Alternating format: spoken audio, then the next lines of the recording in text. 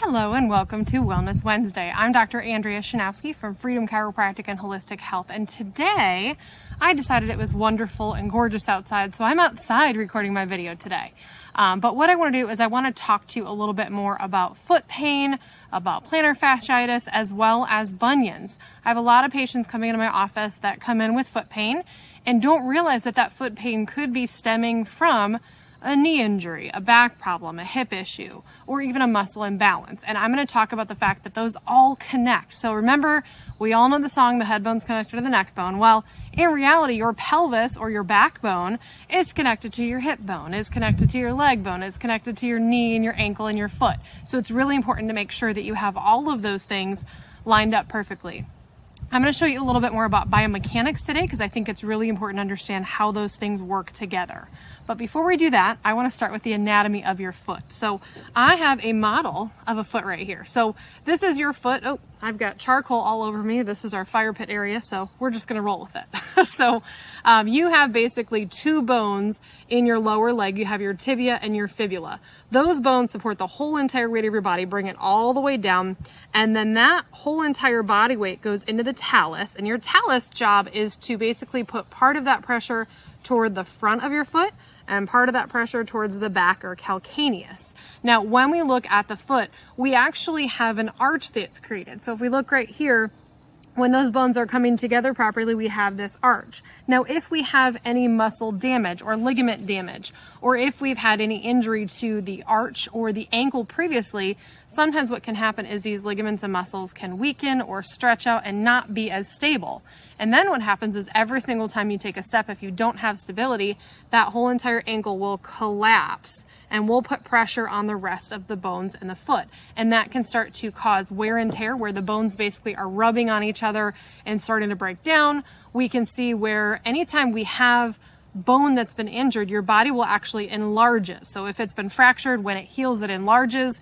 If we've had an injury or trauma to a joint, your body will add bone or add osteoarthritis. That's what our degenerative arthritis looks like, onto the bone to help support it. So as it has a little bit wider base to support that extra pressure. So what we're going to talk about today is a little bit more about what you need to be doing if you do have foot issues. So if you have foot pain, if you have plantar fasciitis, bunions, or just plain pain and don't really know what it's coming from, there's three things we're going to talk about today. So number one, we need to figure out, is that due to a bone and arthritis issue, or is it due to a soft tissue?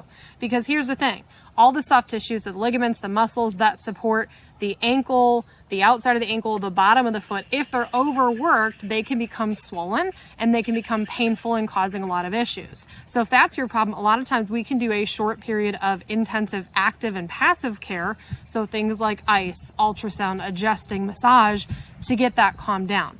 If we have a joint issue, that means it's been going on for a few years, and typically there is arthritis, so the joints aren't moving properly. Sometimes we do have to do a bit more than chiropractic. We may need some nutrition. We may need to really focus on strengthening and balancing muscles, not only in the foot, but all the way up the body. The second thing that we need to make sure that we do is we also need to make sure that we are doing things on a daily basis at home to help with foot pain. So if you're having foot pain, whether it's from arthritis or soft tissue, we need to make sure that we are helping to calm things down. So at the end of the day, I always recommend doing ice. Now you can use an ice pack just simply on the bottom of your foot or wrapped around if you're having some arch or foot pain to help calm things down, reduce any of the swelling. The second thing that I find is really helpful is massage. Now you can do an ice massage. You can actually combine those two using a frozen water bottle, or we also have foot rollers in the office that can be thrown in the fridge or the freezer so they are cold, and you can actually use your body weight, or sometimes if your pain's really intense, sit down and roll your foot over that and the ridges in it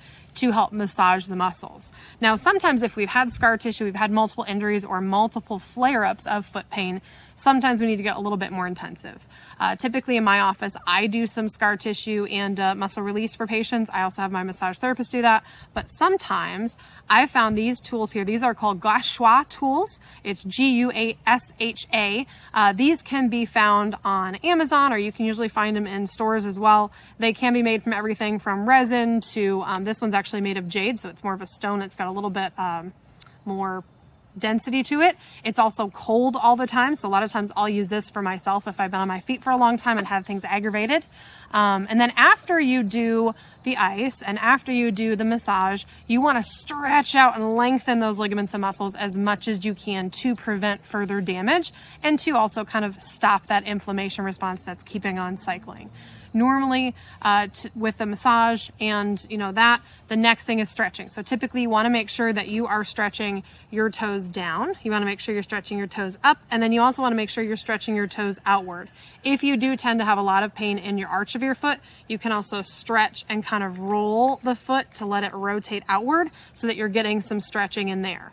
The other thing that's really important is that we also need to make sure we're stretching our calf muscles. You have 2 calf muscles, so there's 2 different stretches you need to be doing for the calf. If you're not sure what those are, if you go to our website, freedompeoria.org, under the Home Exercises tab, we have lower back stretches that include lower leg stretches, including the ones for the calf as well. But typically you want to stretch out your hamstring and your calves really good to relieve pressure on the back of the heel, which will also make sure you're not overworking the forefoot. And then the third thing we want to do is we want to make sure as much as possible we are supporting the arch and our heel. So if you tend to have a heel that's getting aggravated, where you're getting like a bruising feeling or pain on the back of your foot, we want to make sure that that heel is not shifting all around and collapsing all day. So there are over-the-counter orthotics and shoe inserts you can get at the store. Typically they will have some type of cup around the heel so that your foot is basically cushioned inside of that middle section so it's not tipping side to side. And then we also want to make sure we're supporting our arch. A lot of the shoe inserts you find at the store are going to have some type of cushion or padding, but if you can compress and actually flatten that out with your hands, that means it's not really doing much. Sometimes we need something with a little bit more support to it.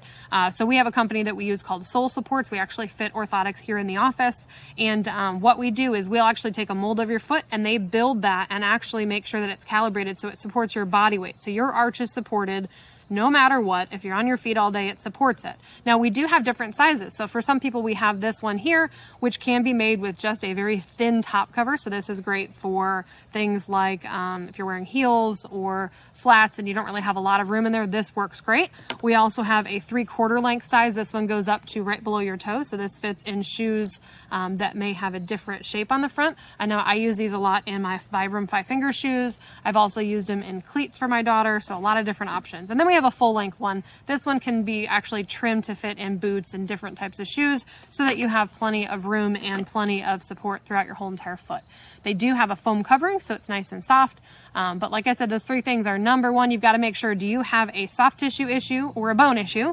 If it is a soft tissue issue or a bone issue, you got to make sure you're doing number 2, which is our second step, making sure we're doing home things. So you want to make sure that you are icing the foot, massaging the foot, stretching as much as you can. Another thing you can add in there is doing Epsom salt soaks to relax muscles, and also even doing home strengthening exercises. If you haven't had your spine and foot checked out and you don't know what's causing it, I would highly recommend setting an appointment up so we can figure out what your problem is and put together a plan so we can work together to get you better. So thanks for tuning in this Wellness Wednesday. Hopefully you learned something. And if you need some help to figure out if it's a soft tissue or bone issue, give my office a call, 309-689-6200. Or check out our website, freedompeoria.org. We have a new patient tab, so you can request an appointment on our website. Have a great rest of your day.